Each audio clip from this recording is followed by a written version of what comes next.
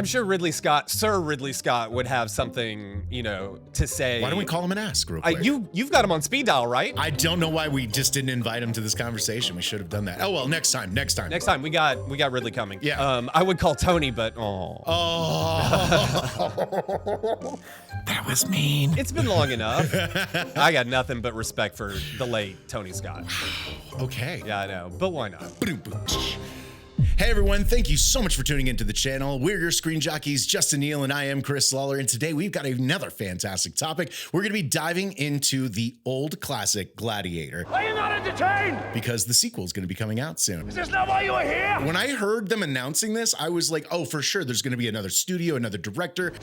But Ridley Scott's taking the helm of this one yet again. Ridley, so what are you doing? I mean, it could be amazing. I don't know. I mean, if it's the same director and he's got this vision in mind, he might be able to bring it to life. And after rewatching the previous movie, the original Gladiator, what was that? Last night I watched it. Okay. I was like, oh yeah, this is a solid flick. Like this begins and ends so well, and no wonder it's kind of stayed in that iconic sphere of like pop culture references for so many years, and probably why it is due for that sequel. So anyway, At my signal, unleash hell. but I figured I'd go ahead and just talk about my kind of feelings about the original and where we're at with the sequel, and you gotta. So, well, before we get into all of that stuff, okay, because that's pretty boring. I have an anecdote. Then do it, man. Let's make this way more interesting. I'm a huge Top Gear fan. So one of the segments that they used to have was a star in a reasonably priced car, and it was an interview segment, and they went around the track, and there was a board with how fast they went. Yeah, I'm very familiar. So in 2005, an actor and comedian was on, and his name's Ahmed Jalali. He was in Gladiator. He plays the slave trader that sells Maximus to Proxima. Today is your most fortunate day. Is that like one little scene at the beginning? He's in that scene of the movie, if you will. He was asked by Jeremy Clarkson about Oliver Reed. So you got to work in Oliver Reed's last film. Yeah. Was it fun working with him? Oliver Reed played Proxima. Oliver Reed is a legendary British thespian. Hard drinking, hard partying lifestyle. I'm a tortured soul, so I must go drink and party when I am not on the stage. Like after they performed, they would go to the pub. To the bar. Yeah. Until they fell off the bar, and then they would sleep it off and then get back on the stage the next night. That sounds so British. So Jeremy Clarkson, who's interviewing Ahmed Jalali on Top Gear, says, so you were in Oliver Reed's last movie. Do you have anything to say? There's a bit where the director says, you've got to grab your balls. And he said, Are you a method actor? well, yes. He goes, you don't mind if I really grab your balls? And he put his hands and held my balls.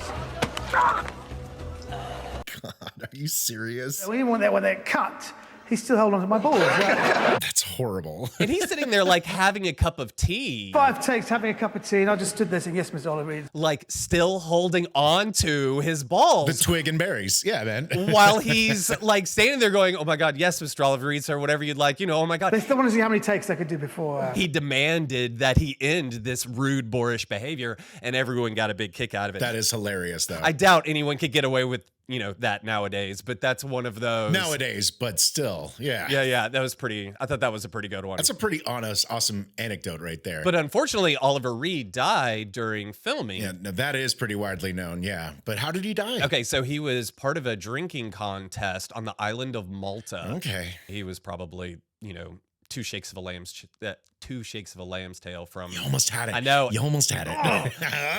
Anyway, but that's one of my anecdotes from Gladiator. I thought that was pretty interesting. That's okay. You're the guy that knows directors, writers, and actors. You're not the one that has the quotes all the time, so it's okay. We'll let it slide. I don't know. The people around me would disagree with you about that. I bet they would. I feel like my whole life is just quoting stuff to people that have no idea what's going on. So, but that's awesome, man. I mean, I was enjoying his performance in the movie, and of course, I knew at least that he had passed away. I didn't know how. So that is in my head the whole time I'm watching it. I was like, man, this guy is amazing. In every scene, he's just bringing so much gravitas. I finally get to use that word in real life. Ultimately, we're all dead men. So it was fun rewatching that and seeing his performance. So cool, man. Anything else that you wanted to share behind the scenes? It was just going to come up as we, Okay. So I just wanted to bring that one out. But really, Gladiator's an interesting one for me because, oh my God, it came out. Yeah, I mean, you watch it every year, you say. Yeah, give or take, but It's like one of those staples, that you just pull out to enjoy. But I have a love-hate relationship with it. Oh. I kind of have always loved and hated it. Do tell. Well, why? it's kind of a mess and it's barely held together. You think so? I think it is the luckiest epic that I can think of in a long time. If someone says, what's a really lucky movie? I mean, I heard they were writing the script on the days that they were filming scenes. They were like making up as they go. Terrible idea. It is a terrible idea. And I can't believe Iron Man notoriously did it. And then, of course, launched the MCU. And this is another one of those movies. I'm sure there are many more out there that they're making it up as they go along. But Gladiator, for as epic of a movie and the budget that they had, I can't believe they were winging it. I'm sure Sir Ridley Scott would have something, to say about it. But I just think Why don't we call him and ask real quick? You've got him on speed dial, right? I don't know why we just didn't invite him to this conversation. We should have done that. Oh, well, next time. Next time we got Ridley coming. Yeah. I would call Tony, but Oh. That was mean. It's been long enough. I got nothing but respect for the late Tony Scott. Okay. Yeah, I know. But why not? Why not the open goal? Well, I mean, so you watch it, you got a love-hate thing with it. I do. I'm assuming it's more love than hate, or else you wouldn't be sitting down to review it so much. I think it has a lot going for it. And those parts came together to make the whole thing better than it should have been or easily could have been and often has been Right. in other instances like Waterworld or something. You know what I mean? Right, Like right, this right. could have been an epic flop. And so many people thought it was going to be because Really? the genre was dead. That is true. Sword and Sandals? Yes, it did kind of revive that a little bit. Like Kubrick made Spartacus in the 60s, and there wasn't much after that. It was just a totally dead genre. Well, and then Troy kind of killed it, if you will. Troy came out after this. And I hated that movie. Oh my God. a lot of people did, man. It's one of the few I've walked out of. And it had the biggest cast and the biggest budgets and da-da-da-da-da. And I've only sat through it one time. And I like Wolfgang Peterson, who directed it. More often than not, Never Ending Story, Das Boot. And once again, this is one of those movies that it has scenes that are fine. Sure. But then as a whole of a picture, it's like... Absolutely. It's just It's a fucking mess. But besides that, Gladiator did kind of revive the genre. And I really enjoyed rewatching it and going, oh, man, this is way better of a movie than I remember. It looks great. Shocked at how much of that movie I had forgotten over time. I had completely forgotten about Digimon Hansu being even in the movie. We'll see you again. But not yet. And when he showed up, I was like, man, this guy is in everything. Why is he not more of a lead actor with stuff? And why is he always the guy that's with the other guy, the hero? Are you thinking like Blood Diamond? Oh, man, that movie's amazing. But we're not here to talk about Blood Diamond. That's a hard movie to watch, but I'm with you. That is a good movie right there. Really underappreciated Leo work. Isn't Russell Crowe in that one too, right? Isn't he his handler? Isn't Russell Crowe the guy back in like DC that's like handling No, that's Leo? Body of Lies. That's Ridley's Body of Lies. Okay. Oh! I'm just going to put that back in my mouth. I can't believe I did that. What movie are we talking about? I got it mixed up a little bit. It's okay. But either way, I had completely forgotten about Digimon Hansu. I had completely forgotten about how much battle sequence we live in for like the first like 40 minutes of the movie. You're just sort of at that battle and then the aftermath and the conversations that are happening. I thought we were getting to Gladiator stuff way sooner, and it took a while to get there. And then when we have like the, 3 little fight sequences in the Gladiator arena, I was like, I thought this was more of the movie. Well, one of them is 10 minutes long, so I wouldn't exactly call that little. But I mean, they're still amazing, and that's what I remembered the most was that, and I'd forgotten the entire plot of the film. Which is actually what makes it better than... Why he hated Joaquin Phoenix so much. I was like... Oh, right. And then I watched it, and I was like, oh, he's a sniveling little brat. And it makes me go, is Joaquin Phoenix a good actor? Or was he just right cast for the right part? Am I not merciful?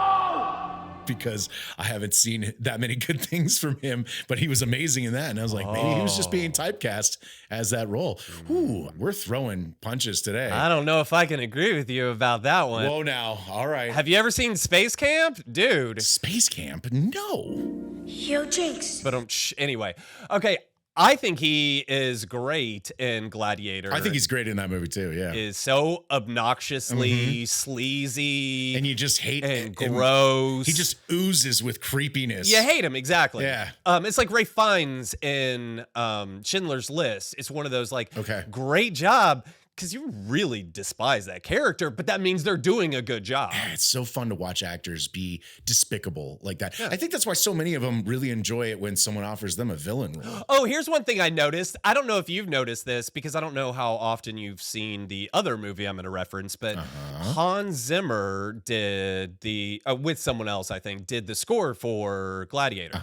He also wrote the theme song for Pirates of the Caribbean. Okay. And I don't know if you noticed, but there's one of the melodies that is so similar because it starts the same way. Okay. And then one of them goes a little higher at the end, and then the other one goes a little bit lower. And it's the dun dun dun dun dun bum bum bum. Well, I guess we're gonna get a copyright claim now. Dun dun dun dun.